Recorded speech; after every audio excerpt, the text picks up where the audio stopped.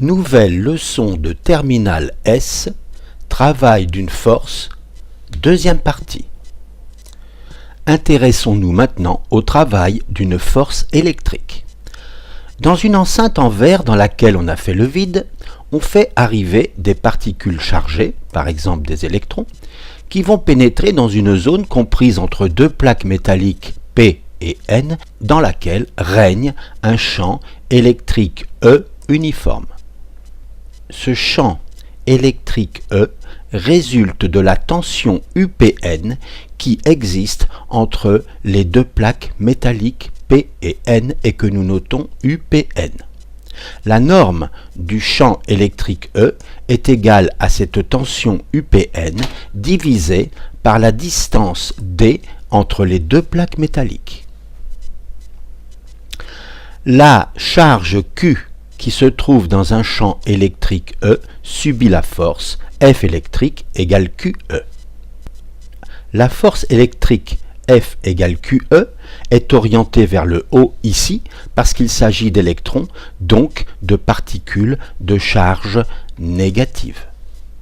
Si nous avions des particules de charge positive, la force serait dans le même sens que le champ électrique, bien sûr. Insistons sur le fait que la force électrique QE est constante. Alors commençons le calcul du travail. Nous avons donc une tension UPN entre les plaques, une distance D, et nous savons que la norme du champ électrique E, c'est UPN sur D. Nous savons également que la norme de la force électrique, c'est donc la valeur absolue de Q fois la norme du champ électrique E, c'est-à-dire, puisque ce sont des électrons, EE. Les électrons entrent ici au point E, entrée, et sortent au point S. Voilà la trajectoire des électrons. Ils subissent tout au long du parcours une force électrique constante, F élec. Et bien sûr, nous voulons calculer le travail de la force électrique subie par les électrons lorsque les électrons se déplacent de E vers S. Nous avons vu que ce travail, c'est le produit scalaire de la force électrique par le déplacement ES, qui est représenté ici. Puisque la force électrique est constante, elle ne dépend pas du chemin suivi, donc on peut calculer le travail sur cette trajectoire droite. Et nous obtenons norme de la force électrique multipliée par norme du vecteur ES multiplié par le cosinus de l'angle entre F élec et ES. L'angle, nous le notons alpha, le voici, c'est bien l'angle entre F électrique et ES. Je retrouve cet angle ici, ce sont des angles alternes internes, et je vais travailler sur ce triangle-là.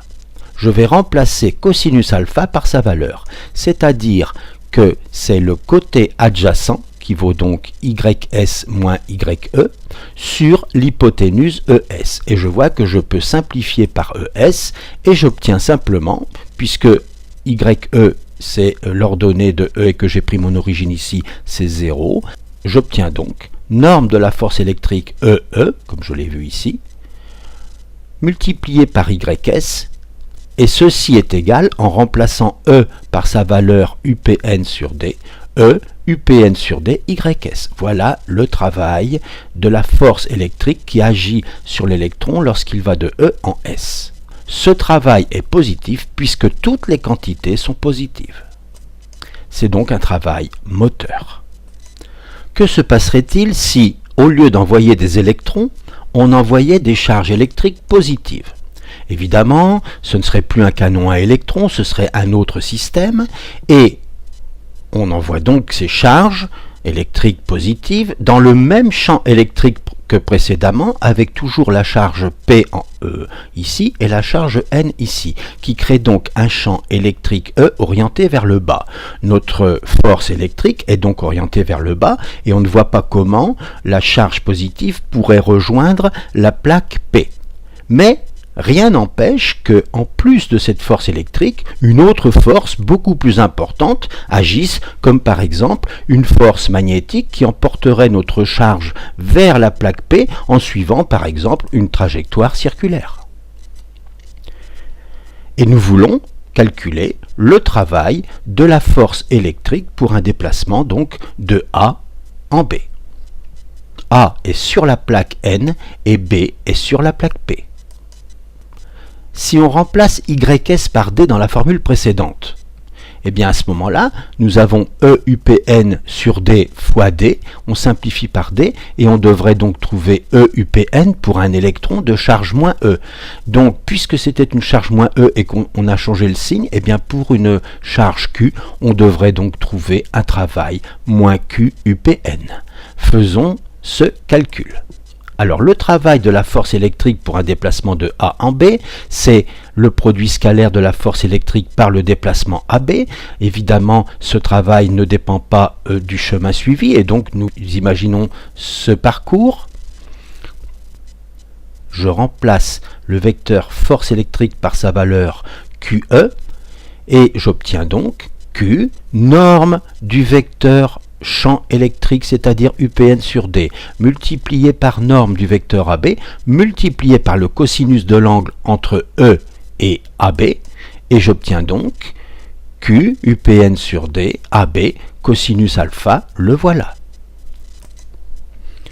Puisque l'angle alpha est plus grand que pi sur 2, j'introduis l'angle bêta, qui est donc le supplément, ce qui me permet d'écrire que le travail c'est Q UPN sur D fois AB fois cosinus pi moins bêta, puisque alpha vaut pi moins bêta.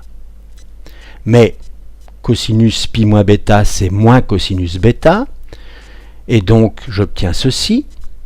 L'angle bêta je le retrouve ici, ce sont des angles correspondants, et je vais travailler sur ce triangle. Donc sur ce triangle je vais pouvoir remplacer cosinus bêta par sa valeur, c'est le côté adjacent sur l'hypoténuse, c'est-à-dire D sur AB. Il ne me reste plus qu'à simplifier par D et par AB, et j'obtiens moins Q UPN, c'est bien le résultat attendu. Ce travail est négatif, donc il s'agit d'un travail résistant, ce qui est normal puisque ma particule chargée positivement est quand même allée vers la plaque positive, c'est-à-dire qu'il y a eu une force beaucoup plus importante qui l'a emportée, et pendant tout ce trajet, la force électrique a effectué un travail résistant. Alors nous allons reprendre le problème précédent, nous allons refaire le même calcul, c'est-à-dire la charge positive qui se déplace de A en B, mais cette fois sur un chemin ACB. Ce chemin n'est pas physiquement réalisé, mais le calcul reste mathématiquement valable. Calculons donc le travail de la force électrique sur le chemin ACB. Le travail pour aller de A en B, c'est donc la somme du travail pour aller de A en C et du travail pour aller de C en B. Ceci est une propriété du produit scalaire. Cela fait 0 parce que le travail pour aller de A en C est nul parce que sur tout le trajet AC, la force est perpendiculaire à AC. Il nous reste donc juste le produit scalaire force électrique fois le vecteur CB, ce qui donne QECB. Ce qui donne donc Q, norme de E, norme de CB, cosinus de l'angle entre E et CB. Or, l'angle entre E et CB vaut pi, puisque CB est orienté vers le haut, tandis que E est orienté vers le bas. Nous obtenons donc moins QECB, CB c'est D, donc moins QED, mais ED c'est UPN. Autrement dit, nous retrouvons le résultat attendu, c'est-à-dire notre fameux travail résistant. Le travail de la force électrique, nous venons non pas de le démontrer mais de le vérifier, ne dépend pas du chemin suivi. La force électrique est donc une force conservative. Calculons maintenant le travail d'une force de frottement. Pourquoi ce petit skieur s'arrête-t-il? Eh bien parce qu'il a subi des forces de frottement, par exemple parce qu'il est arrivé en bas des pistes, là où c'est devenu très boueux. Alors notre petit skieur subit de la part du sol une force que nous notons R et qui est donc ce qu'on appelle la réaction du support. Cette grandeur vectorielle peut être décomposée en une composante Rn, la composante normale de la réaction du support, et une composante tangentielle RT. Eh bien, cette composante RT, c'est ce qu'on appelle la force de frottement et que nous noterons petit f. Donc, là, nous avons la relation que R, la réaction du support, c'est la somme de la composante normale et de la composante tangentielle. Notons que la force de frottement petit f est toujours opposée au vecteur vitesse v. Nous allons maintenant considérer un déplacement du skieur de A vers B sur une longueur L et calculer le travail des forces Rn et Rt. Alors on va commencer par le travail de la force Rn pour un déplacement de A en B. Eh bien c'est Rn scalaire AB et ça fait 0 parce que pendant tout le trajet AB, la réaction normale du support Rn est perpendiculaire à AB. Calculons maintenant le travail de la force de frottement petit f. Eh bien c'est F scalaire AB, c'est-à-dire norme de F, norme de AB, cosinus de l'angle entre F et AB, qui vaut donc pi, parce que AB et RT, c'est-à-dire F, sont des vecteurs opposés.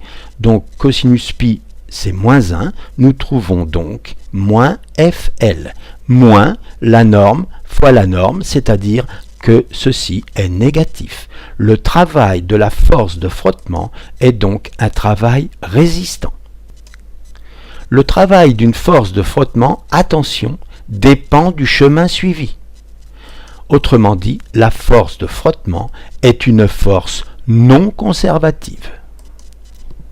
Eh bien, la leçon est terminée. À bientôt